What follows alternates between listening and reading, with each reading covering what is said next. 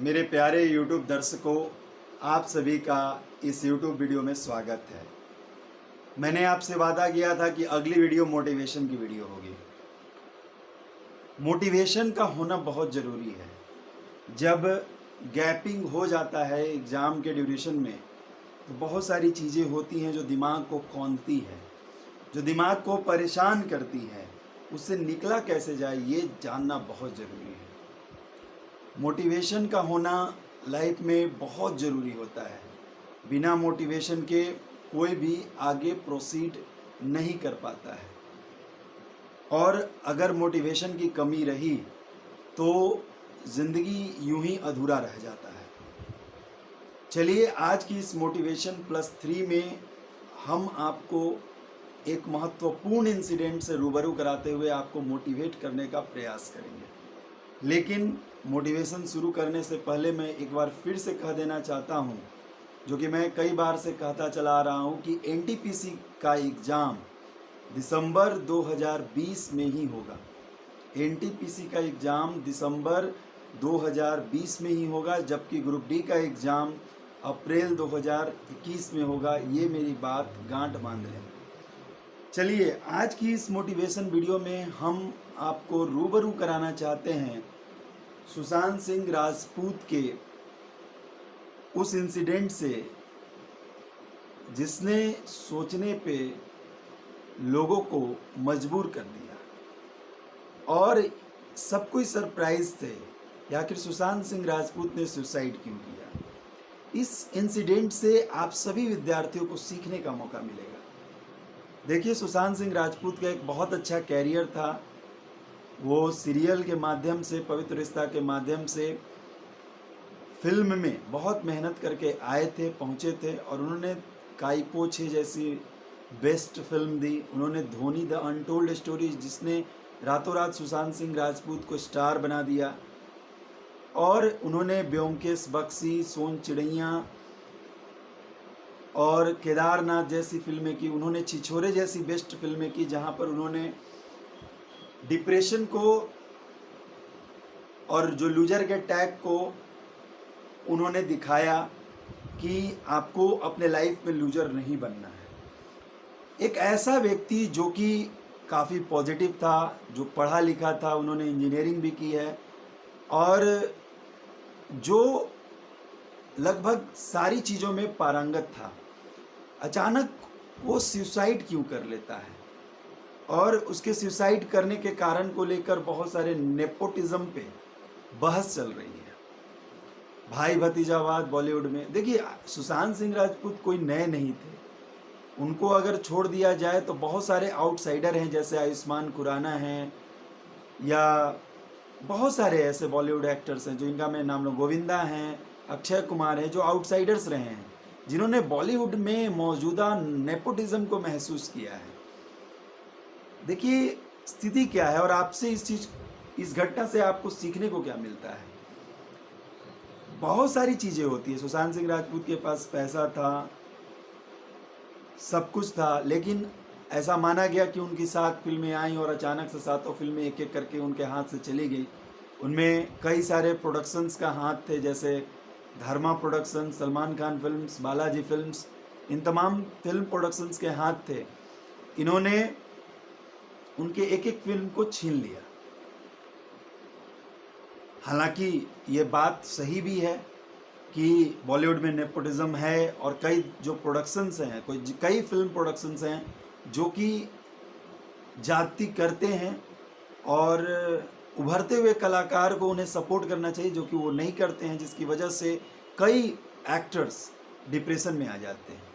कमोवेश स्थिति ये आपके रेलवे में भी है। इसको आप रेलवे से कंपेयर कीजिए। रेलवे ने 2019 में 18-19 में एनटीपीसी का फॉर्म आता है, बड़ी उम्मीद से करोड़ों परीक्षार्थी फॉर्म को भरते हैं और एग्ज़ाम की प्रतीक्षा करते हैं। एग्ज़ाम कई कारणों से पहले तो 1 साल के लिए टलता है, उसके बाद कोविड-19 संक्रमण, जिसके कारण एग्ज़ाम में और डिले होता है, लगभग 2 साल हो जाता है, और कहीं बीच में तो ऐसा लगता है कि अब एग्ज़ाम नहीं होगा।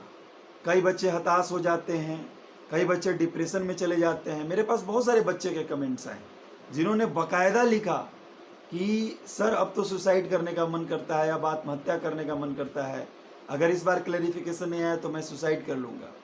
देखिए, ये जो चीज़ें हैं ये आपको कमज़ोर बनाती हैं।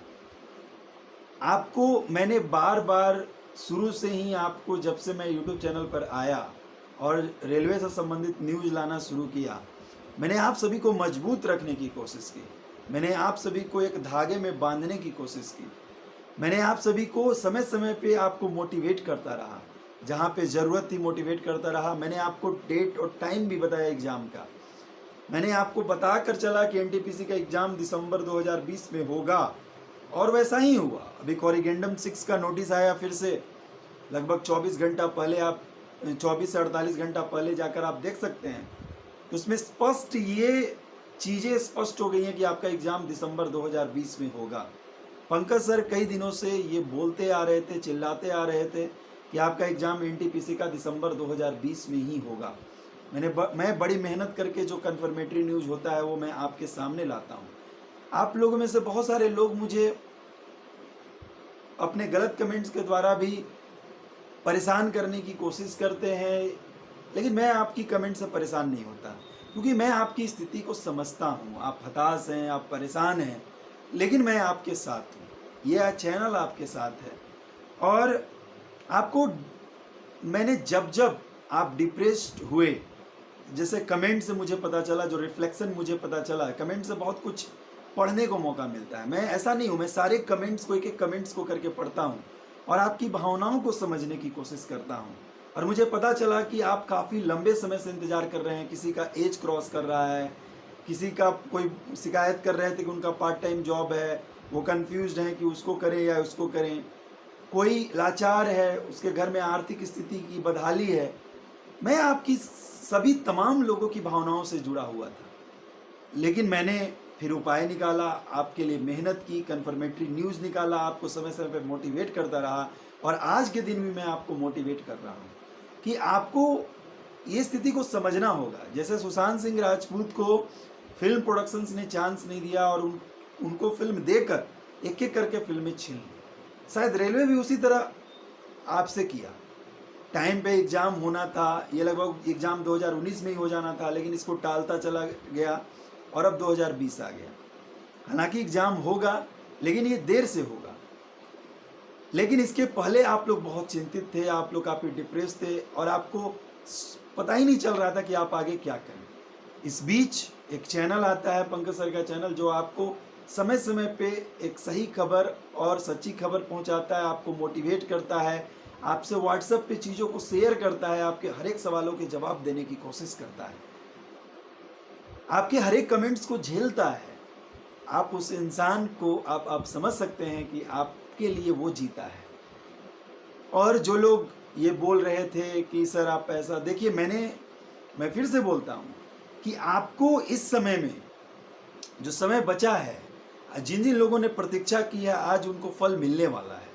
हालांकि कंपटीशन काफ़ी स्टिफ होने वाला है, ये आप मान कर चलिए, क्योंकि करोड़ से ऊपर परीक्षार्थी, 1.26 करोड़ एप्लीकेंट्स हैं, और उसमें जितनी की भी छटनी होगी उसके बावजूद भी जितने एप्लीकेंट्स बचेंगे, लगभग 70 लाख एप्लीकेंट्स जो बचेंगे, वो उनके बीच में कंपटीशन काफ़ी स्टिफ होगा, क्योंकि उनको समय मिला है, वो उन्होंने लगातार मेहनत की है। और इनसे कई बच्चे ऐसे भी होंगे जो टूट गए होंगे। मैं आपको फिर से कहना चाहता हूं कि आप टूटो मत, आपके पास अभी भी समय है। अभी का जो महीना है वो जून का महीना है, और वो जून खत्म होने में लगभग 10 दिन हैं। तो आपके पास जुलाई, अगस्त, सितंबर, अक्टूबर, नवंबर, यानी 5 महीना क्रूशियल है। अगर आप 5 महीने भी जी तोड़ मेहनत कर दो तो आपको सफलता अवश्य मिलेगी। और आपको नंबर ऑफ एप्लीकेंट्स नहीं देखना है, आपको बस एक सीट पक्की करनी है। आपको हमेशा पॉजिटिव रहना है। आपने तमाम चीज़ों को झेला है, आपने तमाम चीज़ों को वेट किया है, तो ये आपका फर्ज बनता है कि आपने जिस चीज़ के लिए इतनी लंबे समय तक आपने वेट किया, इंतज़ार किया, आपने इसके लिए आप जूझते रहे, लड़ते रहे, संघर्ष करते रहे, उस एग्ज़ाम को निकालना तो पड़ेगा ही आपको। और इसके लिए एक स्ट्रॉन्ग मोटिवेशन की ज़रूरत है, जो मैं आपको लगातार देते रहता हूँ। देखिए, सीधी सी बात है, आप ये 5 महीना जी जान लगाकर एक कर दो, क्योंकि ये 5 महीना आपके पूरे आगे के कैरियर को डिसाइड करेगा। ये 5 महीना आपकी पूरी ज़िंदगी को आरामदेह बना देगा। यदि आपने इस 5 महीनों में ध्यान नहीं दिया तो जो 2 साल बीत गए हैं ना, वो 2 साल काफ़ी क्रूशियल होते हैं। अगर किसी का एज 27 होगा तो उसका एज 29 चला जाएगा। किसी का एज अगर 29 होगा तो उसका एज 31 चला जाएगा। तो ये काफ़ी क्रूशियल पीरियड है, इसको आप समझिए। 5 महीने आप अपने से शपथ लीजिए, आप अपने से वादा कीजिए कि आप मेहनत करके पढ़ाई करेंगे। क्यों नहीं सफलता आपको मिलेगी?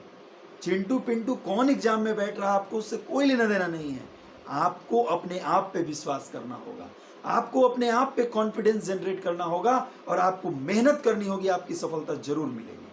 और जाते जाते मैं आपको बता दूं कि आराध्या फंड, जो कि एक मेरी कोशिश है, जो कि मेरी बेटी के नाम पर फंड है, और आप सभी जानते हैं कि यूट्यूब से मेरी जो भी महीने की कमाई होगी उसका 50% पैसा मैं सीधे आराध्या फंड के माध्यम से उन गरीब बच्चियों के खाते में डालूंगा जो पैसे के अभाव में पढ़ नहीं पाती हैं, उन गरीब लड़कियों के खाते में डालूंगा जो पैसे के अभाव में पढ़ नहीं पाती हैं।